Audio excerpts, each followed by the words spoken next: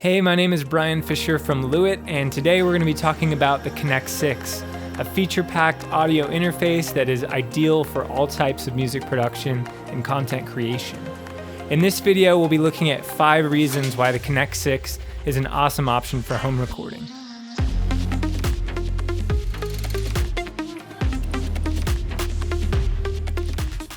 Alright, the first reason is the preamps. The Connect 6 comes with 2 built-in mic preamps with 72 dB of gain and industry-leading low noise floor, which makes it awesome for capturing clean and accurate recordings, and it has enough gain for even the lowest sensitivity dynamic microphones. It also makes a great blank slate for incorporating analog outboard preamps into your setup. All you have to do is use a TRS cable to plug the output of your preamp into the combi jack on the back of the Connect 6, turn the gain all the way down, and then you can take advantage of the low noise floor and the awesome analog to digital conversion. Alright, the second reason is auto setup. The Connect 6 comes with a software application called Control Center, and it has a feature called Auto Setup, which ensures perfect gain staging every time. This is a great feature for beginners, but also a time saver if you're more experienced as well. So let's jump into Control Center and go through each step to look at how it works. Okay, so to get started, I'm going to go to input 1 where my microphone is plugged in and click Auto Setup. The first thing it asks is what did you connect, and you can choose condenser mic, dynamic, or an instrument. In this case, I have a condenser mic. Then it asks what would you like to do. You can choose sing, talk, play an instrument. Obviously, I am talking right now, so I'm just going to go ahead and choose that option. And then it asks, are you going live or are you recording? And the difference here is basically when you're going live, it's going to engage things like noise suppression and compression to enhance your signal and kind of pre-mix it for you.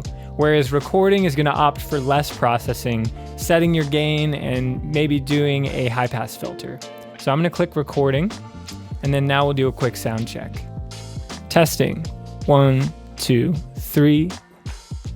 All right, there we go. Phantom power is turned on, the high-pass filter is engaged, and it set my gain level at 13 dB. Now I just click Finish Setup, and we're good to go. All right, the third reason is onboard DSP.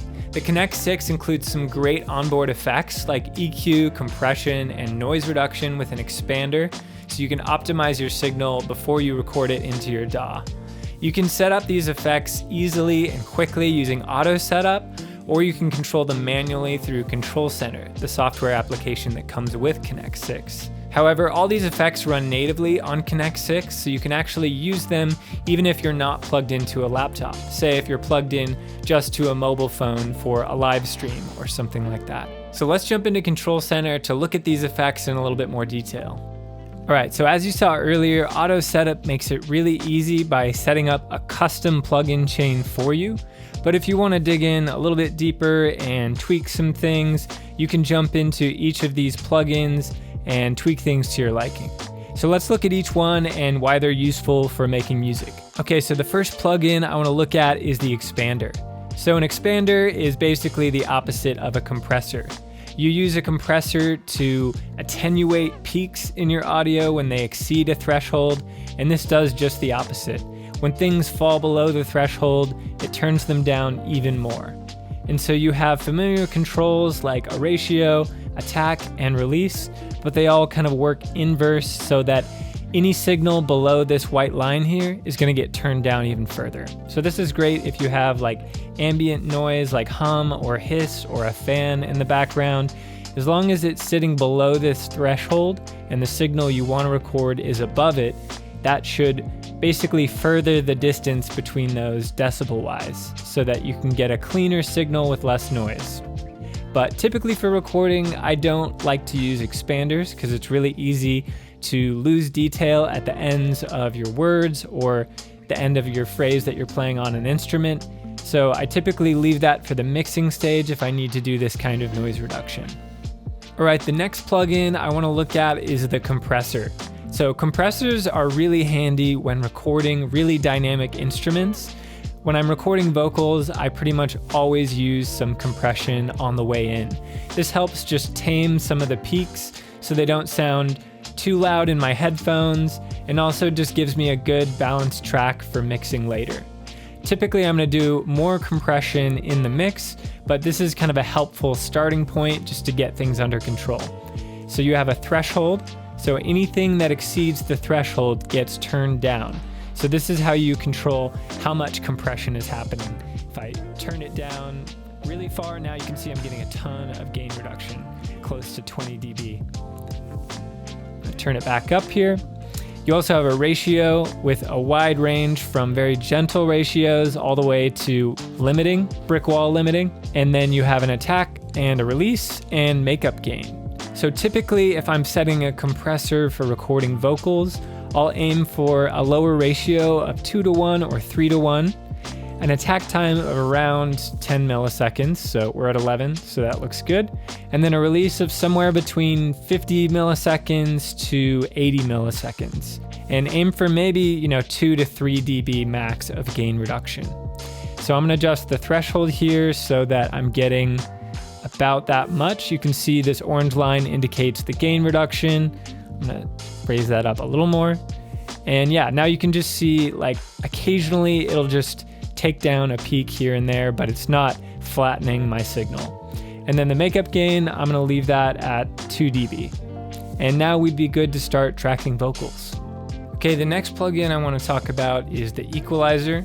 So Control Center has a 4-band EQ, and you can select different settings for each band. So I could do a low cut, a low shelf, a notch, a high shelf, or a high cut.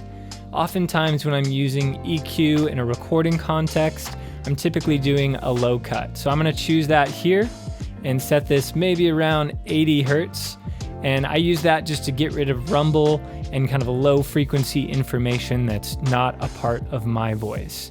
So that's a really common way I might use EQ in the recording context. And a much less common way would be to actually do some frequency shaping, during the tracking process. So if I know, for example, I want this to be a much darker sound, I could grab a node here with a high shelf and bring that down a couple dB to taste. And boom, I have a darker sound.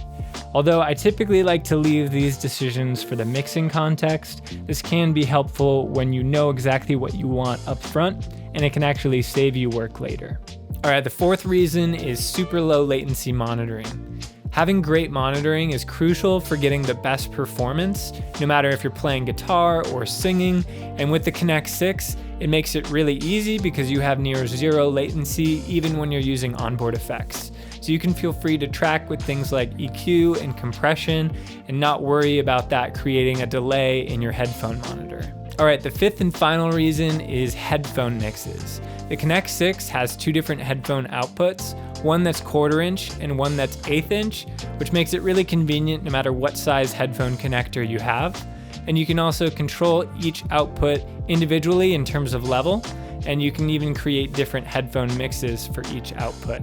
So this makes it really convenient for recording someone else or doing a collaboration session, because sometimes people like different amounts of different sources in their headphones at different levels. So let's jump into Control Center to look at how to set up headphone mixes. Setting up headphone mixes in Control Center is really easy and intuitive. You have two different mixes, Mix A and Mix B, and all you have to do is go to your input and adjust the fader to either send to Mix A or send to Mix B. Then you go over to the hardware outputs and you can select different mixes in the drop-down menu. So for headphone 1, I can select Mix A, and headphone 2, I can select Mix B. So those are some of the great features that make the Connect 6 an awesome option for home recording. If you want to learn more about how to use the Connect 6 for recording a podcast, be sure to check out my other video. We'll add a link to the description as well.